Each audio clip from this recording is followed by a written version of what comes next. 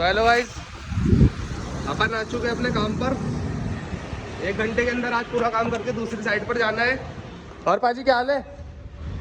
बोल लिया करो यार, हंसमुख रहा करो, बोल लिया करो थोड़ा। सबसे पहले गेट ही लगेगा रेलिंग का काम फिनिश करते हुए, और आज हमारा रेलिंग का काम पूरा कंप्लीट हो जाएगा। चल भाई वीरे, जल्दी फटाफट सेटिंग कर तार की। तेरा भाई सेटिंग करता है दूसरी।